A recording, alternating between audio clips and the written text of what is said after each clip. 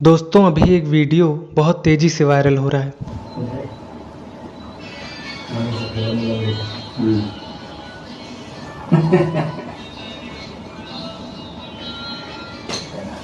Video में आकांक्षा दुबे समर सिंह के लिए करवा चौथ का व्रत रखती हुई दिख रही हैं।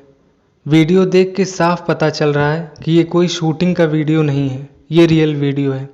इस हिसाब से आकांक्षा दुबे और समर सिंह कहीं ना कहीं शादी के बंधन में थे और हो सकता है कि आकांक्षा दुबे ने आत्महत्या समर सिंह की ही वजह से की हो।